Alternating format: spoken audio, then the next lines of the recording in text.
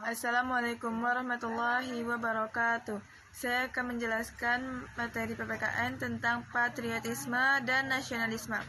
Patriotisme adalah paham dan semangat kecintaan dan kesetiaan yang besar kepada tanah air. Patriotisme dibarengi sikap berani, pantang menyerah, rela berkorban demi bangsa dan negara. Patriotisme bertujuan menjaga persatuan dan keutuhan negara dari ancaman, baik dari dalam maupun dari luar. Patriotisme juga bertujuan menghapus ekstremisme atau tuntunan yang berlebihan dari hak serta kewajiban warga negara, baik itu suatu individu atau kelompok.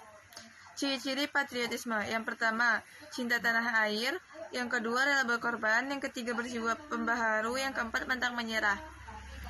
Tujuan patriotisme: mempertahankan kedaulatan; yang pertama, yang kedua, membangun rasa persatuan dan kesatuan; yang ketiga, mendorong kemakmuran negara; yang keempat, menciptakan lingkungan aman dan damai. Nasionalisme. Nasionalisme adalah paham kebangsaan yang mengacu akan cinta tanah air, kebanggaan sebagai penduduk bangsa, dan solidaritas terhadap sesama bangsa dan negara. Kata nasionalisme berasal dari bahasa Latin natio, berarti kelahiran, dan kemudian berkembang menjadi nation dalam bahasa Inggris Jerman yang berarti bangsa. Nasionalisme dapat mewujudkan sikap untuk memperjuangkan negara. Adapun sikap nasionalisme adalah: yang pertama, merasa senang dan bangga menjadi warga negara Indonesia; yang kedua, mempelajari sejarah dan budaya; yang ketiga, menghargai jasa-jasa pahlawan; yang keempat, menghargai bendera dan lambang negara; yang kelima, giat belajar untuk menghadapi di era globalisasi. Ciri-ciri nasionalisme. Yang pertama, menempatkan kepentingan bangsa di atas kepentingan individu atau kelompok. Yang kedua, berkomitmen untuk bekerja demi kemakmuran bangsa. Yang kedua, taat dan patuh terhadap kebijakan dan hukum negara. Yang keempat, menjaga keutuhan bangsa. Yang kelima, menghargai dan mengenang jasa para pahlawan nasional. Yang keenam, menghargai keindahan alam dan budaya Indonesia. Yang ketujuh, menghafal lagu-lagu kebangsaan. Yang kedelapan, bangga terhadap bangsa dan tanah air. Yang kesembilan, memiliki rasa solidaritas terhadap musibah dan kekurangan beruntungan yang dialami oleh saudara setanah air.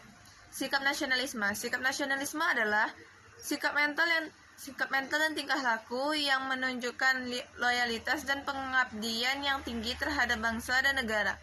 Nasionalisme juga dapat diartikan sebagai paham kebangsaan yang memiliki ciri-ciri sebagai berikut. Yang pertama, memiliki semangat dan kesadaran cinta terhadap tanah air. Yang kedua, memelihara kehormatan bangsa. Yang ketiga, memiliki kebanggaan sebagai penduduk bangsa. Yang keempat, memiliki rasa solidaritas terhadap sesama bangsa dan negara. Selanjutnya, tentang kedaulatan. Pengertian kedaulatan. Kedaulatan secara umum adalah kekuasaan tertinggi yang dimiliki oleh suatu negara yang tidak berasal dari kekuasaan lain.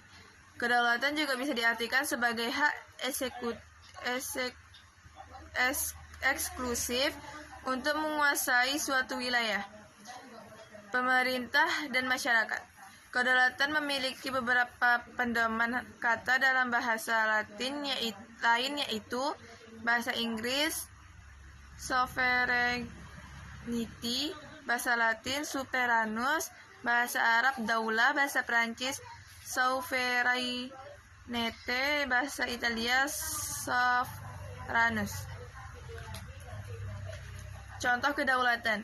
Yang pertama, kedaulatan ke dalam adalah kekuasaan tertinggi yang dimiliki oleh suatu negara untuk mengatur kehidupan bernegara atau pemerintahnya sendiri tanpa campur tangan dari negara lain. Kedaulatan ke dalam mencakup beberapa hal seperti kekuasaan legislatif, yaitu kekuasaan pemerintah untuk membuat undang-undang yang mengatur kehidupan negara. Yang kedua, kekuasaan eksekutif, yaitu kekuasaan pemerintah untuk menjalankan kegiatan publik, untuk menjalankan kebijakan publik, dan mengambil tindakan untuk melaksanakan undang-undang. Yang ketiga, kekuasaan yudikatif, yaitu kekuasaan pemerintah dalam menjalankan sistem peradilan. Selanjutnya, kedaulatan keluar. Kedaulatan keluar adalah kekuasaan tertinggi suatu negara untuk melakukan hubungan dengan negara lain dan mempertahankan wilayahnya dari ancaman luar. Berikut adalah beberapa hal yang berkaitan dengan kedaulatan keluar. Yang pertama, kedaulatan keluar merupakan hak mutlak negara untuk melakukan hubungan internasional. Yang kedua, setiap keputusan yang diambil dalam hubungan internasional harus berdasarkan kesepakatan bersama dari kedua negara atau lebih. Yang ketiga, negara yang memiliki kedaulatan keluar memiliki kekuatan untuk membentuk dan memelihara angkatan bersenjata. Yang keempat, salah satu contoh kedaulatan keluar adalah ketika Indonesia mengirimkan pasukan perdamaian ke negara yang sedang mengalami konflik. Pengertian kedaulatan menurut J.W. Gardner. J.W. Gardner menyampaikan pengertian kedaulatan yakni merupakan kekuasaan tertinggi untuk mampu membuat undang-undang dan melaksanakannya dengan segala bentuk dan hakikat unsur konstitusinya berdasarkan kebijakan peraturan undang-undangan.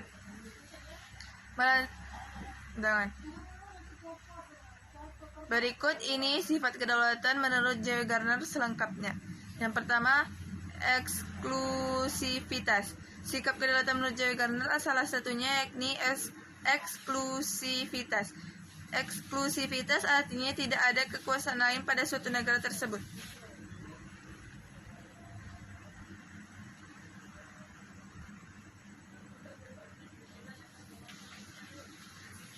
Yang kedua, permanen. Sifat kedaulatan menurut J.W. Gardner berikutnya yakni permanen. Permanen yang dimaksud adalah kekuasaan akan tetap ada selama negara tersebut berdiri. Yang ketiga, tunggal. Sifat kedaulatan menurut J.W. Gardner berikutnya yakni kekuasaan tersebut merupakan kekuasaan satu-satunya dan tertinggi. Kekuasaan tersebut tiada dibagikan atau dipecah kepada badan atau lembaga lain yang setara. Yang keempat, tidak terbatas. Sifat kedaulatan menurut J.W. Gardner selanjutnya adalah kekuasaan yang tidak dibatasi oleh kekuasaan lain. Artinya, kedaulatan tersebut tidak dibatasi oleh adanya kekuasaan lain. Selain bersifat eksklusif dan tunggal, kedaulatan haruslah benar-benar berkuasa pada wilayah tersebut. Kedaulatan menurut John Bodin. Menurut John Bodin, kedaulatan tinggi menjadi dua jenis, yaitu kedaulatan ke dalam atau intern dan kedaulatan keluar atau ekstern. Kedaulatan dapat diartikan sebagai kekuasaan yang penuh baik di dalam maupun di luar negara tertentu. Kedaulatan internal merujuk pada supremasi individu atau sekelompok orang di dalam suatu negara. Sementara itu, kedaulatan eksternal mencerminkan independensi mutlak suatu negara dalam hubungannya dengan negara lain. John Bodin juga memiliki gagasan utama bahwa kedaulatan haruslah mutlak, abadi, dan tidak terbatas. Yang pertama, kedaulatan ke dalam adalah kekuasaan tertinggi di dalam negara untuk mengatur fungsinya. Dalam kedaulatan ini, pemerintah berhak mengatur segala kepentingan rakyat melalui lembaga negara atau perangkat lain tanpa campur tangan negara lain.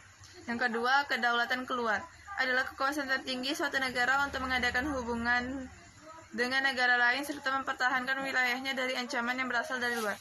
Sekian, wassalamualaikum warahmatullahi wabarakatuh.